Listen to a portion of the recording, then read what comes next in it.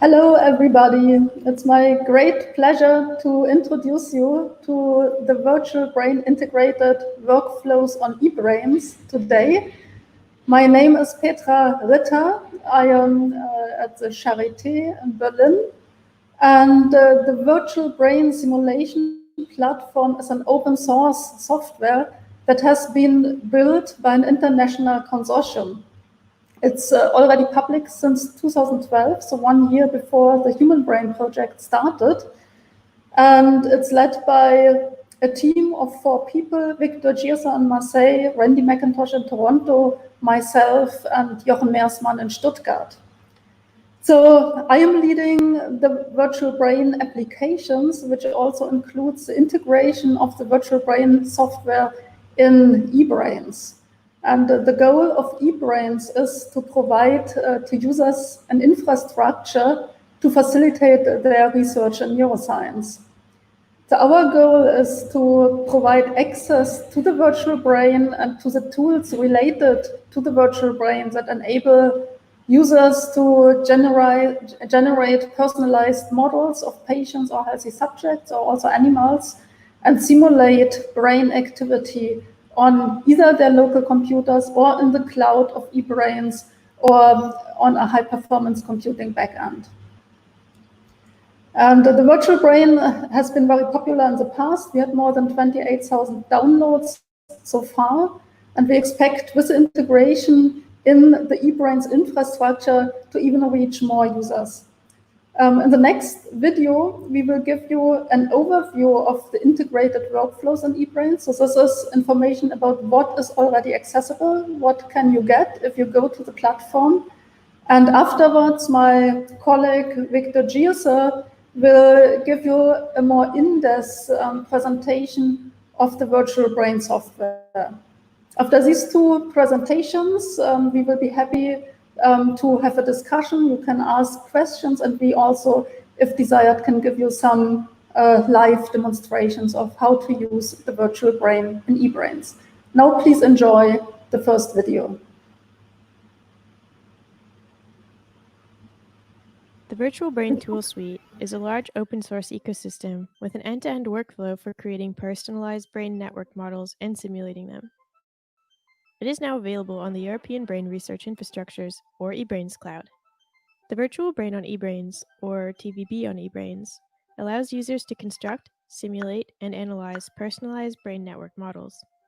Its powerful features can be used from your local computer, making computationally expensive neurological research possible from the comfort of your web browser. The virtual brain integration in eBrains allows users to have an end-to-end experience of personalized brain model creation and multi-scale brain simulation using high-performance computing in the cloud. This makes it possible to process large cohort databases, which in turn makes it possible to produce generalized results. This is a precondition for being able to use these results to develop potential medical treatments, therapies, or diagnostic procedures. The Virtual Brain on eBrains ecosystem software is open source. The software is distributed in the form of execution-ready Docker containers that can be pulled from Docker Hub. The containers can be executed on supercomputers using secure container environments like Saris or Shifter. Jupyter Notebooks enable users to operate the containers on supercomputers directly from their web browser. TVB on eBrains includes a variety of simulation tools, pipelines, and datasets, which we will introduce in the course of this video. Let's start with the Virtual Brain Cloud Simulator. The Virtual Brain Cloud Simulator is a neuroinformatics platform for simulating and analyzing large-scale brain network dynamics based on biologically realistic connectivity. The virtual brain simulations produce typical neuroimaging signals like local field potentials, electroencephalograms, magnetoencephalograms, electrocorticograms, and functional magnetic resonance images for individualized brain models. The TVB graphical interface can be accessed in the browser. Using the web app, you can configure simulations that are either processed directly on the web server or on a supercomputer, depending on the complexity of what you want to achieve. This makes resource-heavy simulation accessible to researchers that don't have access to supercomputers. You can access these tools with an eBrains user account. TVB can also be operated programmatically using Python code. To help you get started, Jupyter notebooks that introduce you to the TVB simulators are available on the eBrains Collaboratory platform. By following a series of examples, you can perform your first brain simulation in the cloud. The Virtual Brain Simulator software has many possible applications. For example, it is currently being put to test in a multi-center clinical trial in France for its potential to help pre-surgical planning in patients with epilepsy. The TVB brain image processing pipeline extracts structural and functional connectomes from raw MRI data to personalized brain models. The data that is outputted by the pipeline is ready to use in the virtual brain. You can conveniently operate the pipeline from eBrains Collaboratory. The computationally heavy work is done using a backend of supercomputers. The TVB pipeline both inputs and outputs data that complies to the BID standard, brain imaging data structure. You can find MRI data to feed into the pipeline using the eBrains knowledge graph. All software and datasets in the virtual brain ecosystem are registered and annotated in the knowledge graph to make them easier to locate and use. Following a Jupyter notebook, you can find out how to upload that data to the eBrains drive, how to process it on the supercomputer in the background, and finally, how to retrieve the results ready for use in a TVB simulation. The output from the pipeline is annotated according to the MINDS format using JSON LD schemas. This means once they are ingested into eBrains, they are findable and reusable via the eBrains knowledge graph. To run the processing pipelines on a supercomputer, you will need a dedicated HPP supercomputing account, which will allow you to use the Phoenix computing resources. You can apply for this from ICEI, Interactive Computing E-Infrastructure. Alternatively, you can also download and execute the pipeline containers on your local computer or on other high-performance computers. TVB Multiscale Co-Simulation is a Python toolbox that enables you to simulate multiscale networks. Multiscale networks simulate both activity on the coarse scale and activity on a finer scale. In its current form, TVB Multiscale Co-Simulation is a Python wrapper for the Virtual Brain Neuroinformatics platform and the NEST Spiking Network Simulator. TVB simulates on the macroscopic scale of brain regions. NEST, on the other hand, simulates on the mesoscopic scale of small neural populations or the microscopic scale of individual neurons. You can use the TVB Multiscale Co-Simulation either as a web application or you can download it and run it locally in a Docker container. Just like the TVB simulator, TVB Multiscale Co-Simulation can be run on supercomputer resources with an eBrains account. TVB and TVB Multiscale Simulator is GPL v3 licensed and developed according to agile software development methodologies with frequent releases and updates. FastTVB provides fast and parallelizable hardware-near implementations of selected TVB models, containerized for direct use on eBrains. It is thousands of times faster than Python TVB. FastTVB uses multiple optimization techniques and is written in the hardware-near language C. In addition, FastTVB makes it possible to simulate in parallel. Users can specify how many threads will simultaneously perform the processing and occupy multiple processors. The containerized FastTVB image can be conveniently run using Docker, Shifter, or Singularity without the need to install dependencies or to build the software from the source code. FastTVB's high-performance simulation code is ideal for computationally expensive operations, for example, performing a dense perimeter space exploration or simulating high-dimensional models with more than 1,000 network nodes. TVB, TVB Pipeline, and FastTVB have already been successfully used in publications that were included in high-impact peer-reviewed journals such as eLife, NeuroImage, NeuroImage Clinical, and eNeuro. Researchers have used FastTVB, for example, to tackle questions on multiscale mechanisms in the brains of healthy humans and patients with brain tumors or neurodegenerative diseases. The FastTVB eBrains Collaboratory will guide you through the process of using the FastTVB container on supercomputer backends with a Jupyter notebook as the front end. TVB on eBrains ecosystem also provides you with reference datasets that are ready to use in the virtual brain. These datasets are provided in the BIDS format and can be found using the eBrains knowledge graph. The datasets contain all information required to build virtual brains. As an example, one dataset contains TVB-ready data with the structural and functional connectomes of 31 patients with brain tumors and 11 healthy controls. An advanced use of TVB is a specification of disease models. This has been done, for example, by augmenting TVB with the patient's positron emission tomography, or PET, data. You can follow extensive tutorials walking you through the approaches used in TVB publications in TVB's International Neuroinformatics Coordinating Facility, or INCF, training space. The dedicated TVB INCF training space provides didactic use cases, Jupyter notebooks, video tutorials, and example datasets to get you up to speed. Educational case studies demonstrate, for example, how to use TVB via the collaboratory of the Human Brain Project, how to run multi-scale co-simulations with other simulators such as CEST, and how to process imaging data to construct personalized virtual brains of healthy individuals and patients. In summary, the virtual brain ecosystem on eBrains contains the virtual brain simulator that can be used in the cloud with a supercomputing backend, ready-to-use pipelines to build personalized brains that enable users to process their own imaging data or shared data with large cohorts, TVB-ready imaging datasets of patients and healthy controls discoverable via eBrains, the TVB multi-scale co-simulation web application, which enables co-simulating some brain regions at a finer scale using the NEST simulator, fast and parallelizable hardware-near implementations of TVB models, containerized for direct use on eBrains via Colab notebooks, the INCF training space, with a dedicated area for the virtual brain, where a rich multitude of didactic use cases are available with video tutorials, Jupyter notebooks, and example datasets. The code for all projects is open source and available for download. All required software is implemented as standalone and cross-platform containers. This means you can easily run it on your system of choice, with all dependencies automatically installed for you. Workflows are versioned, and previous versions remain available, so you can exactly reproduce past work. Interoperability with other neuroimaging software has been prioritized. The TVB pipeline outputs and inputs BIDS format.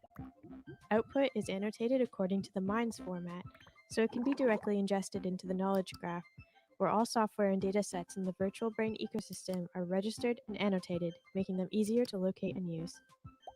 The tools are functional and have already been used in publications in high-impact peer-reviewed journals.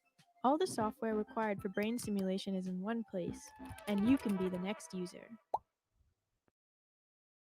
Hello, my name is Victor Yerza, and I'm presenting you the virtual brain. The virtual brain is a network simulation engine. In particular, the virtual brain creates brain network models that are capable of generating brain imaging signals in the way they are being registered usually in the human. Key feature of the virtual brain is that it can be personalized based on individual structural human data that have been non-invasively obtained from non-invasive human brain imaging. What we're using in the virtual brain are mean field models as network nodes. Those are obtained from multi-scale derivations of more detailed models. We use connectomes for connectivity in the network, and this is being used for the exploration of particularly network mechanisms. What you see here on the right-hand side is essentially the process that we have taken in the Human Brain Project to derive the mean field models that we use in the virtual brain. Using simulation engines such as Neuron or Arbor, we use very high dimensional detailed multi-compartment neuron models to simulate the activation and action potential generation of individual neurons. This is being mapped upon point neurons, where NEST simulators, for instance, are simulating the activation of populations of neurons. Applying methods from statistics and mean field theory, we can derive so-called neural masses, which are reduced populations of neurons using only a few degrees of freedom, describing the temporal evolution of neural activity. It is this type of model that we use as a network node in the virtual brain And here you see the composition where essentially using the human connectome of an individual, given a particular parcellation, we can group these elements, network node and connectome, together to span in three-dimensional physical space a brain network model to generate the type of signals such as EEG or functional MRI that we measure regularly in human brain imaging. Key for that is because of this capacity of simulate the functional brain imaging signals using only structural information, what we can do in the process of personalization is we can confront the model with empirically obtained brain imaging signals, and then using latest machine learning techniques, in particular Bayesian inference, we can infer the model parameters, which are the subject-specific elements that execute the individualization of the brain network model. Here you see the mathematics that underlies the virtual brain model. What we use are partial differential or integral differential equations where psi is a state variable depending on physical location x at a given time point t. N is the intrinsic dynamics, the mean field dynamics that we obtain from these statistical approaches and with which we essentially equip a network node in the brain, so that captures the nonlinear dynamics of the population. Then we have local connectivity, capturing nearest neighbor connections with a translationally invariant connectivity function, and the white matter connectome, uppercase G of X, projecting from X prime upon X, where the signal is undergoing a time delay via signal transmission. Taken together, organized in three-dimensional physical space, that gives us the brain network models. So here you see a representation of a parcellation, very coarse parcellation, between 80 to 200 network nodes, where each brain region we now equip with a network node model. We connect it with the white matter connector, and then we can, in principle, use it as an in silico platform to generate brain signals of source activity, or insert, for instance, here you see a stereotactic EEG, or other types of sensors such as EEG or MEG. So observer signals that are picking up the activity that is being generated by the brain network model. The virtual brain is a neuroinformatics platform that has been originally released in 2012. It's open source, it has been coded in Python, and it runs on workstations, on various operating systems, or on a laptop. And here you see some snapshots of the interface. On the upper part, for instance, you see a handling of the connectome. You read in the data, you manipulate them, you can introduce a lesion, you can pick out individual links and set them down to 0. The virtual brain since 2012 has been downloaded almost 30,000 times. So there is a very active discussion forum, a TVB discussion forum where questions can be asked, well-documented use cases. What you see here up on the uppercase, for instance, is how you can construct an individual brain and then generate either on the source level, or as you see down on the scalp. This is an example of the EEG brain signals as they are customarily imaged in empirical data. So let me show you briefly two types of examples. One is epilepsy, the other one is the virtual mouse brain. And here you see an example of a stereotactic EEG implanted in the human brain, measuring activity in the volume. You see the propagation of the seizure across the brain network. Ictal onset is here. Activity arises, propagates through the space, and arrives at an end. So what we use in epilepsy as a key data feature for model personalization is actually the spatial-temporal spread, the propagation through the network. That allows us to use Bayesian inference, so-called MCMC methods, to invert the models and estimate the parameters. Here you see an example where we simulate a seizure based on these fitted parameters, where the red balls, they indicate here a focus of activity, which is actually the integral of the energy that you see being plotted down there on the SEG needles. The blue dots indicate the source activity. So there was a seizure propagating through the in silico brain. And either retrospectively or nowadays, we are running a clinical trial with prospective patients. We are estimating the epileptogenic zone, the focus of the activity.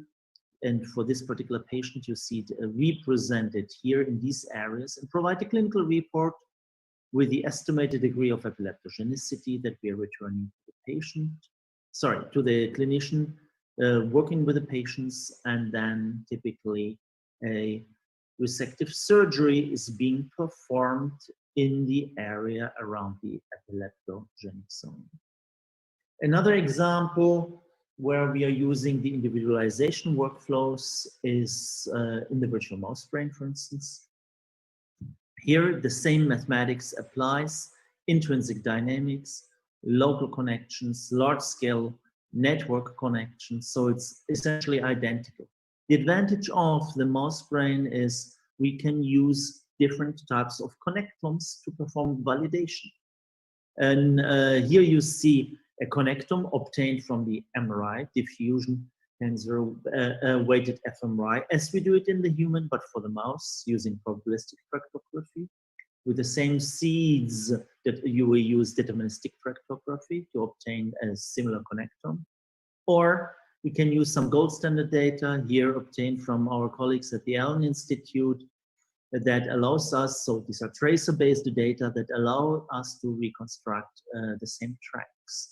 And using the excuse me, different types of connectomes, we can now build individual mouse brain models that allow us to test different types of hypotheses.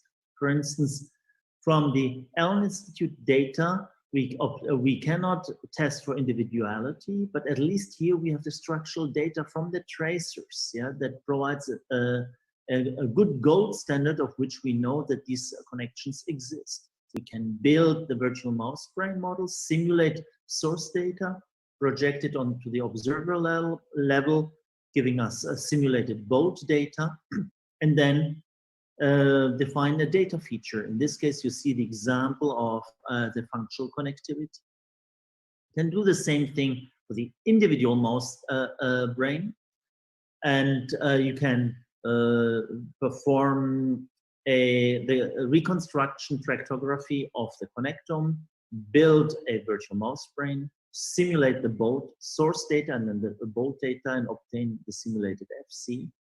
Or equivalently, of course, you can measure also the empirical functional data of the boat signal and compute an experimental FC that allows you then to perform comparison of empirical models, empirical data against model data, and variations thereof with different surrogate data for the connectomes, and ask actually questions about the granularity or the confidence we can have, the reliability in the connectome and its capacity to be individualizable, here tested in the mouse model.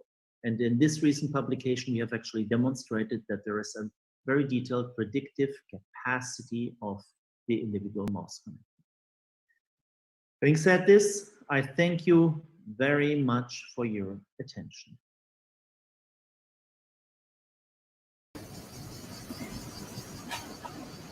Hello back. Please let me introduce my colleague, Sparse Petkowski from Marseille. Hello. So we are now available for your questions and for discussion. And I see already a first question here. So if you are interested in using the virtual brain on the eBrains infrastructure, you can directly go to the eBrains website. And I can show you this when I'm sharing my screen in a moment.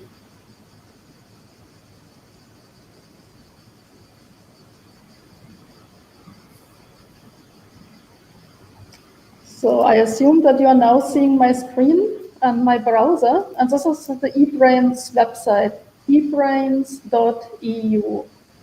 And there on the main page, you find this menu, and you can go to the virtual brain, and there you will find all the resources. So these are the resources that can be used directly through eBrains.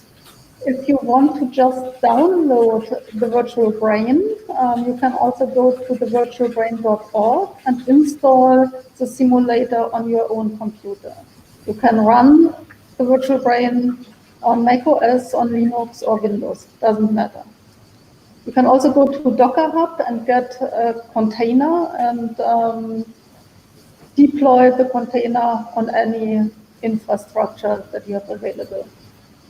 So now the quickest way, if you do not want to install anything, is to go to the site, and you can actually run simulations directly in the eBrains cloud. So you see here many resources. If you go to Brain Simulation, you can click this button, TVB eBrains Cloud Simulator, and this will bring you to the software in the cloud. The same experience that you would have if you would use the graphical user interface of the virtual brain on your own computer. Here you have a menu, so you can click project. You will have already some data sets available for testing and learning the software. So let's see what projects we have. We have some data, we have time series, we have the connectivity matrix, and we have surfaces. Let's start looking at one of the brains that we have here. So we look for a surface of the cortex. Here it is. And we can visualize this. So this is the same experience of the graphical user interface that you also would have on your local computer. Surface visualizer.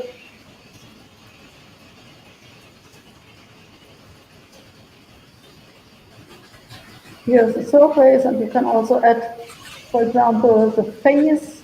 If you're interested in simulating EEG, that might be of interest, with the sensor locations.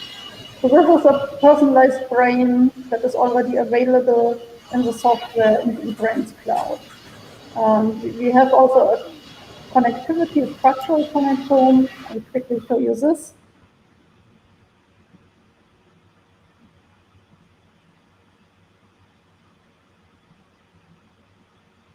And you can also visualize the structural connectivity. This is one way of visualization. There are other ways with the connectivity matrix, for example.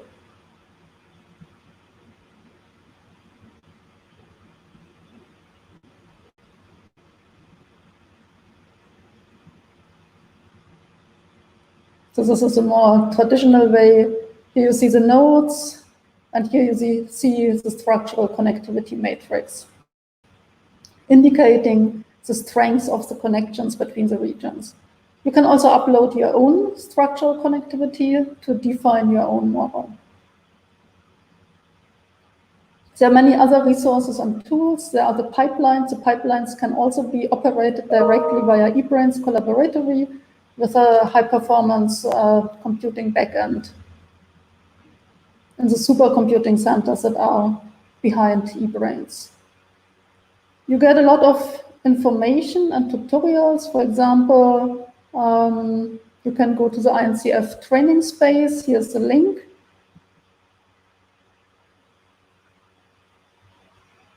And here you find a dedicated training space for the virtual brain. The virtual brain made easy, several tutorials behind each of those cards.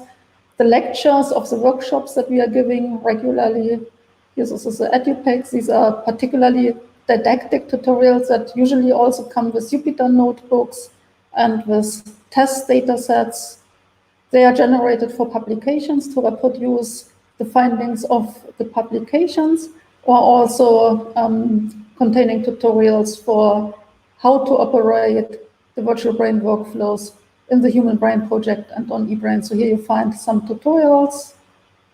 This is one recent publications, how to include also positron emission tomography data in our models. And you can go into this and will find video tutorials, data, and Jupyter notebooks. So if you have interested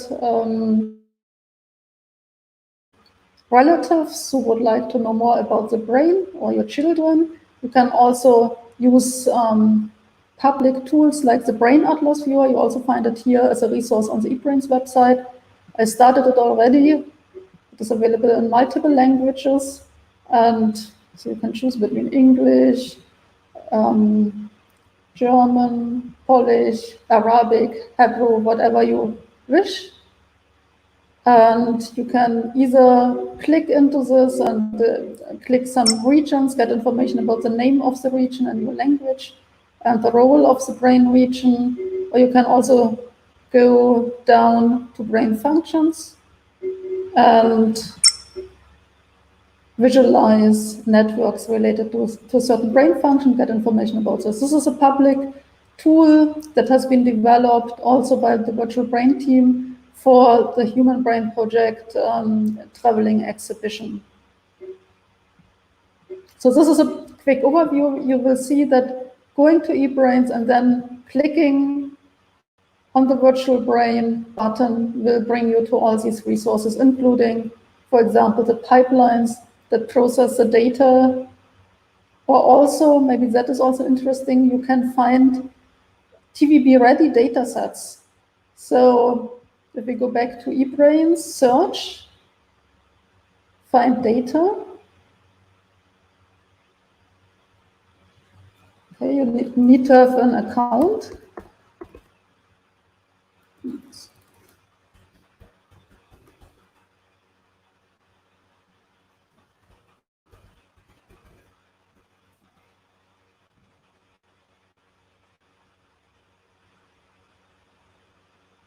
If you have the account, you can access also the Virtual Brain tools.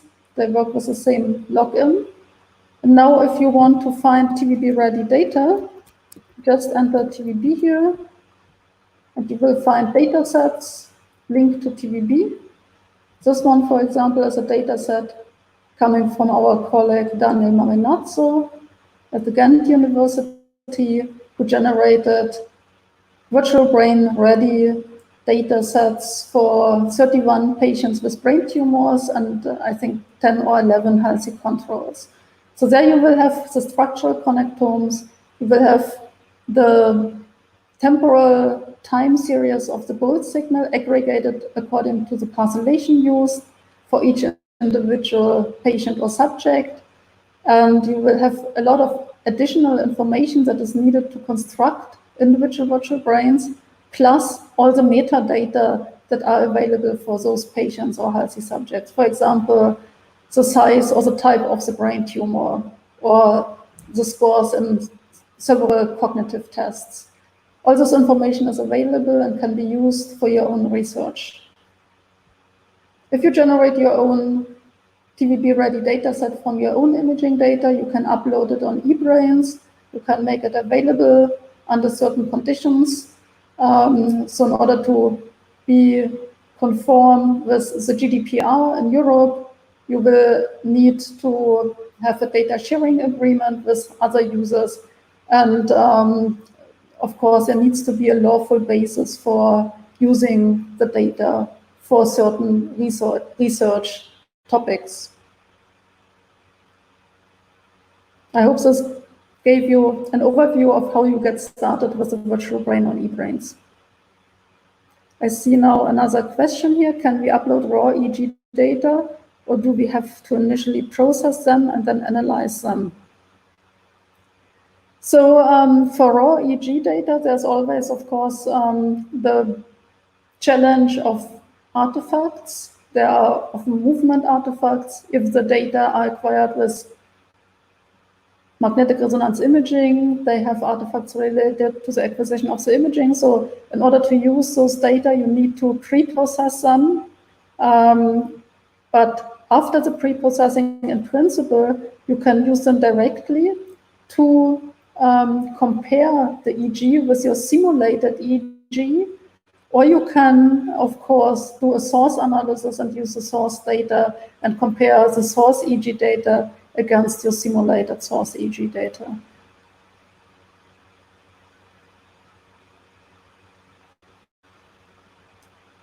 Yes, so for neurodegenerative disease, this is very useful. There's actually a related project that focuses on neurodegenerative disease, the Virtual Brain Cloud. It's another large-scale European consortium that uses the virtual brain in the cloud for neurodegenerative disease, and in particular for Alzheimer's disease, because we know that the real underlying mechanisms of dementia, and in particular Alzheimer's disease, are not yet known. But in order to develop therapies, also medical drug interventions, we need to understand first place the underlying mechanisms. And for this, we are developing in collaboration, so the Virtual Brain Cloud is a partnering project of eBrains, in collaboration with the Human Brain Project and eBrains, a dedicated infrastructure to collect cohorts on neurodegenerative disease and to apply workflows, processing pipelines on those data to pool them and to build on a large scale personalized models in order to elucidate those underlying mechanisms.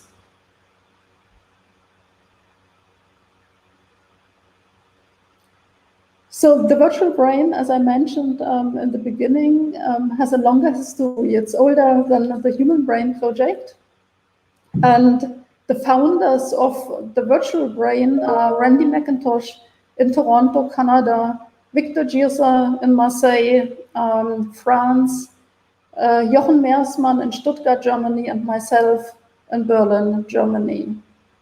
There are many other partners. It's actually the outcome of an international collaboration, not just a European collaboration, but an international collaboration with partners in Australia, in Europe, in North America. So there are several people behind, and there's a long history. Now, of course, there's tight integration also in the Human Brain Project, and we have several partners in the Human Brain Project and in eBrains who are contributing to this work.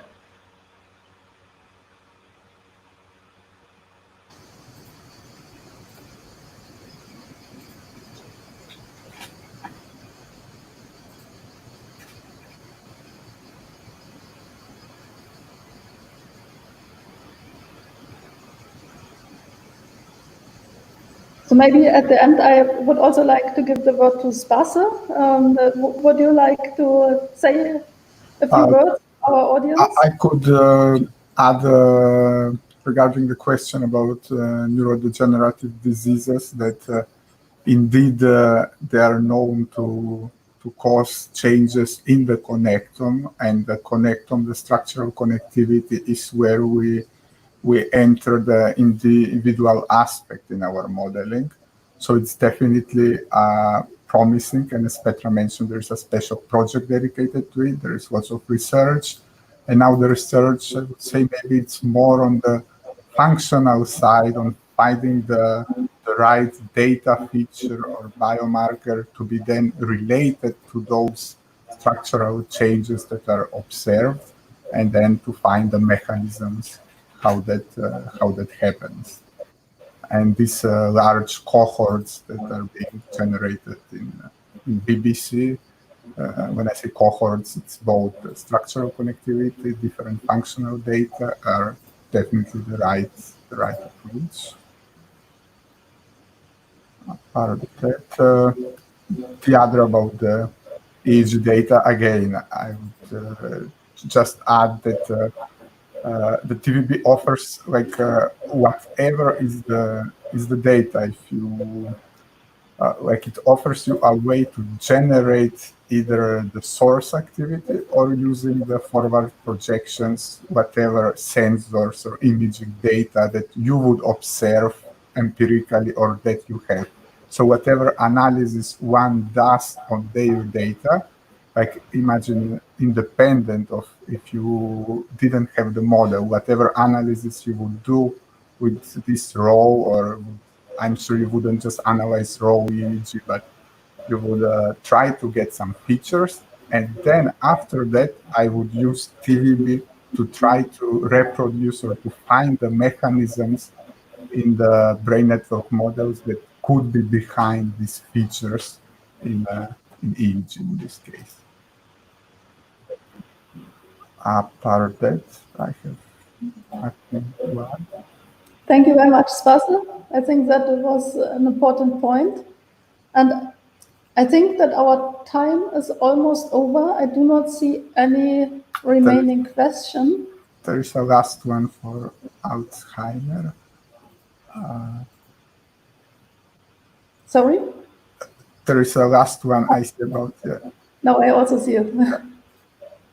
So how it can be useful for Alzheimer's disease? I started explaining this already. So the challenge with Alzheimer's disease is that we really do not yet know the exact mechanism. And we have actually integrated positron emission tomography data that measure the beta amyloid and the tau protein in our brain models.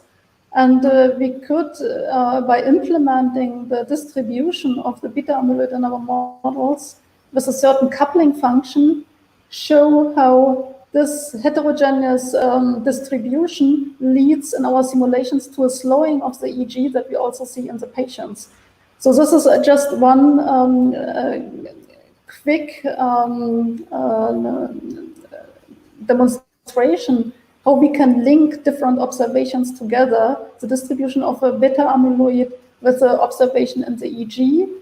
We can now go deeper and infer processes with the virtual brain that we cannot really measure, like the neuronal interactions, the ratio of excitation, inhibition in certain brain regions. And this points us to potential underlying neuronal mechanisms that lead to the cognitive changes. And this is what also the pharmacological companies, the industry needs to know in order to again start, for example, pharmacological trials to target those mechanisms that are presently still unknown. And with this, I would like to end our session. I thank you very much for your attention and your interest. And you see the contact details. And please feel free, when you have questions or are interested, to use the virtual brain to just get in touch. Have a nice day. Thank you all. Have a nice afternoon.